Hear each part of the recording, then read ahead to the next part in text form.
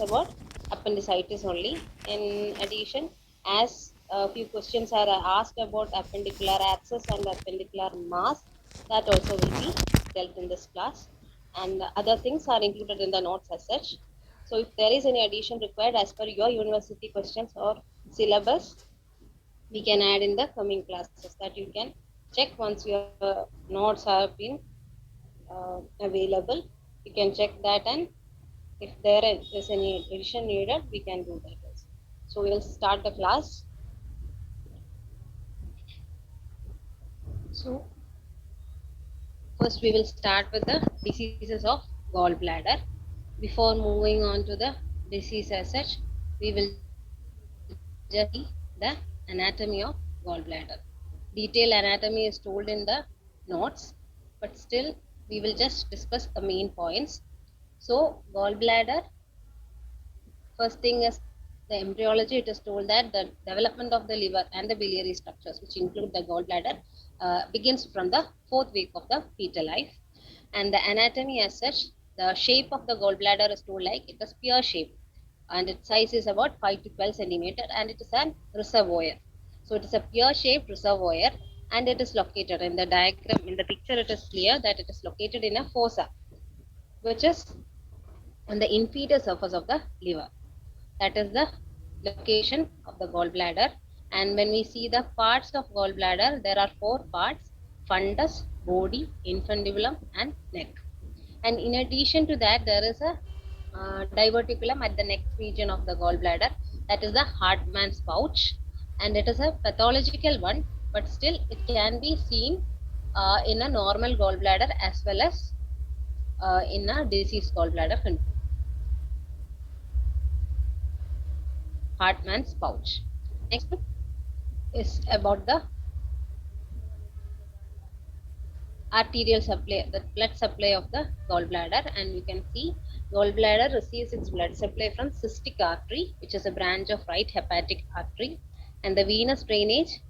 The veins which are included are deep polycystic veins as well as superficial polycystic veins. Then lymphatic drainage, the gallbladder drains into the cystic node at the junction of cystic and common hepatic ducts. So arterial supply, cystic artery, venous drainage, deep and superficial polycystic vein, lymphatic drainage, cystic. And then is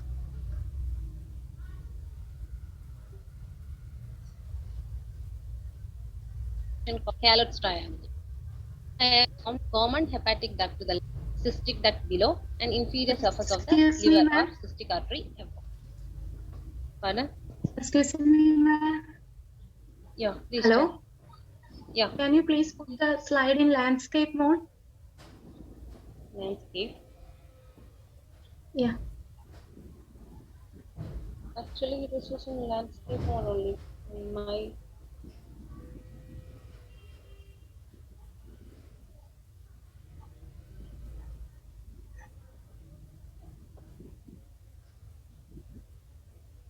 now is it clear? Because mine it is visible as landscape only.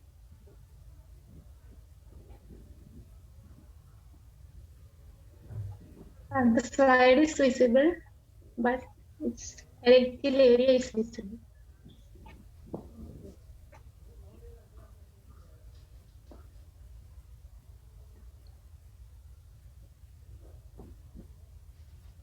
But it is in landscape mode only.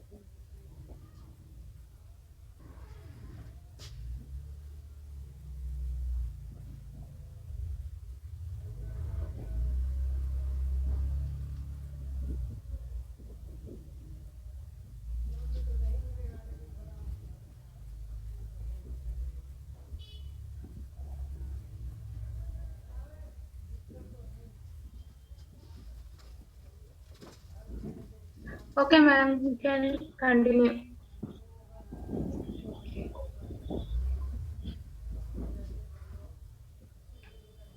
So this is the Caliph triangle formed by common hepatic duct to the left, cystic duct below, and inferior surface of liver cystic artery above. This is the which is the Caliph triangle. And next about the physiology. you know, bile. That is bile which is secreted from the liver. That is the main function of gallbladder is to concentrate and store this bile which is secreted from the liver. And this bile salts from HDL which makes cholesterol soluble. So many functions are associated with the gallbladder. And this bile, whenever it is needed, according to the response to the humoral and neural control, this bile is being transported. Okay. So next is the diseases of gallbladder as such. And in the diseases of gallbladder, I have already mentioned many diseases are there, like congenital anomalies, this infections, inflammations, tumors, etc. And I have just mentioned in detail about the congenital anomalies of gallbladder, but still the pictures here, the main or the important congenital anomalies have been discussed. And the first one is the first image. The topmost one is Phrygian cap, that is a cap-like projection and bend over the fundus of gallbladder will be developed in the gallbladder. That is a congenital anomaly. That condition is the Phrygian cap. That is a cap-like projection. In the image, in the USG image also, it will be clearly visible. The first image is the Phrygian cap. The same image will be present in the investigations also. Next is absence of gallbladder, that can also happen. And another thing is variations in the cystic duct. There will be long cystic duct present. There will be absence of cystic duct. There can be accessory duct present. So many kinds of variations also can be present. All these come under the congenital anomalies of gallbladder. That is the first section, and in detail it is given in the notes, the congenital anomalies of gallbladder. So polylithiasis. The first thing is polylithiasis. Polylithiasis means stone formation in the gallbladder, right?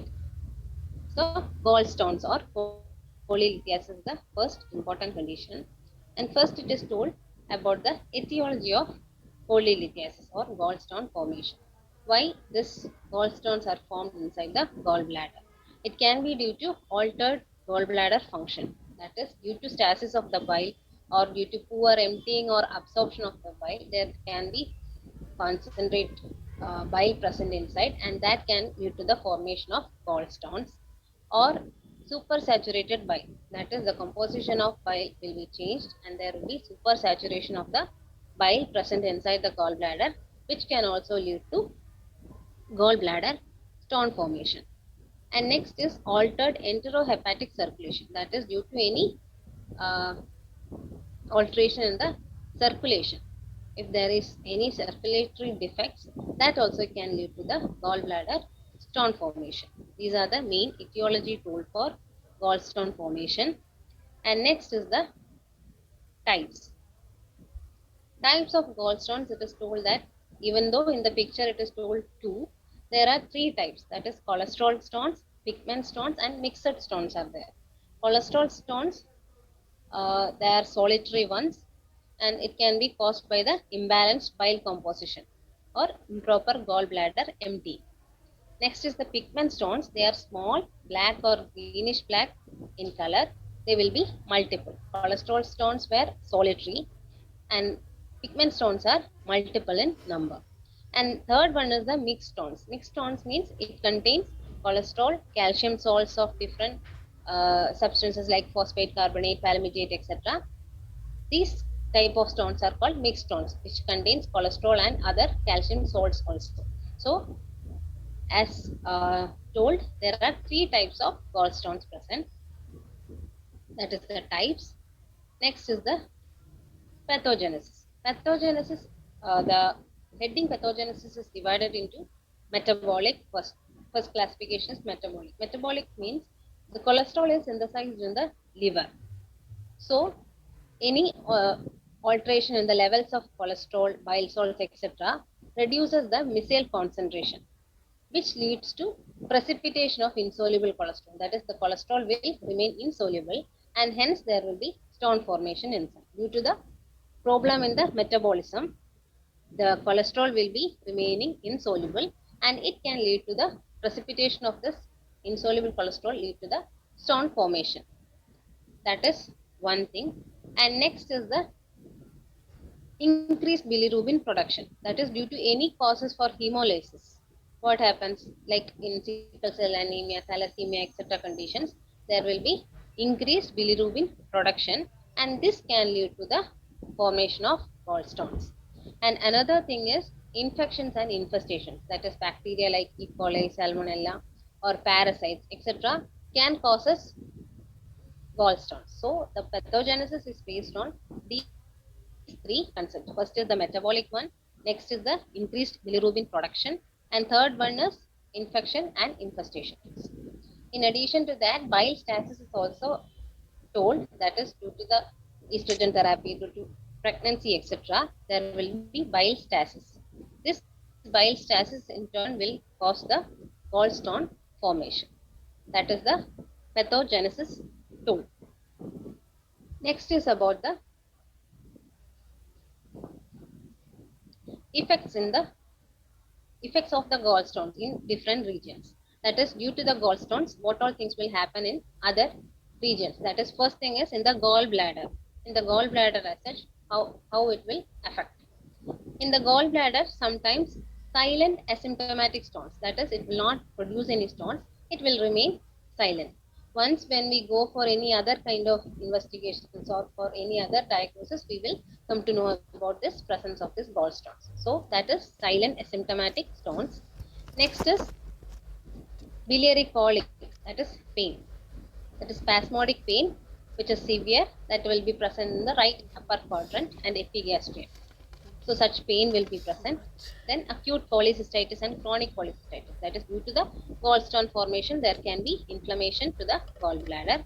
And other than that, according to the severity of the condition and all, there can be empyema, there can be perforation, mucocele, carcinoma, etc. That is pus formation can be there. Because of the inflammation, infection and all, there can be pus formation, in turn there will be perforation. All those complications can occur in the gallbladder. Next is in the bile duct, in the common bile duct. In the common bile duct, from this stone, there can be secondary common bile duct stones. That is one thing. Then due to this, there can be obstructive jaundice, there can be cholangitis, inflammation of the ducts, it can occur. Then pancreatitis also can occur. And next is the intestine, acute intestinal obstruction. Due to this movement of the stone into the intestine, there can be occurrence of acute intestinal obstruction also. So that is the effects of the gallstones in gallbladder, in the bile ducts, and in the intestine.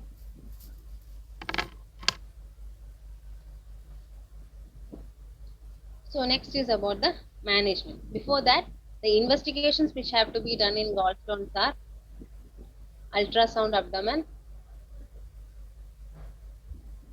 Ultrasound abdomen can be done. That is, gallstones will be visible in the ultrasound. Along with that, CT also can be done to rule out the presence of common bile duct stones. Okay, so that investigations can be done. And in management, it is told that cholecystectomy can be done in both ways, laparoscopic as well as open cholecystectomy is suggested as the treatment for gallstones. Okay, that is about cholelithiasis.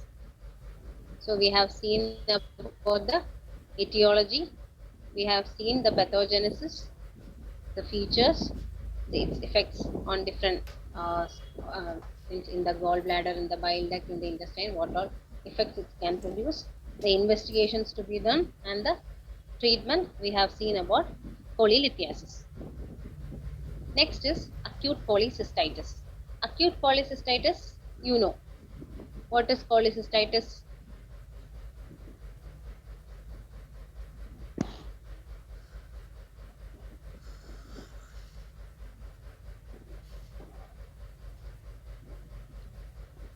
What is cholecystitis?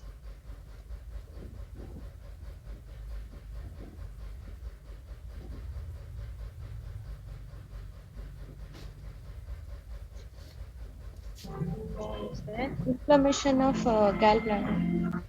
Yes. Cholecystitis from the term itself, Itis is there, so it is an inflammatory condition. It is the inflammation of the gallbladder. And first, we will be discussing about the acute cholecystitis condition.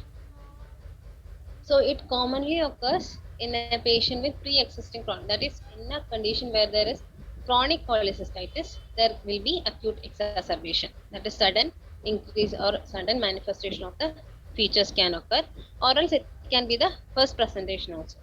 Firstly, it will be appearing as an acute case only. And then it is told that the usual cause for this acute cholecystitis is impacted gallstone in the Hartmann's pouch. So we have told Hartmann's pouch is a pathological one, that is a diverticulum present at the neck of the gallbladder. And in that pouch, if the gallstone gets impacted, that can lead to the cholecystitis condition.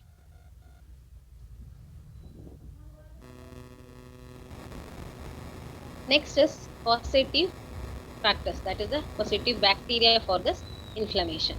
Mainly it is E. coli, which is the most common one. Other than that, Klebsiella, Pseudomonas, Salmonella, Clostridium welchi, all these can also be causative bacteria for acute cholecystitis.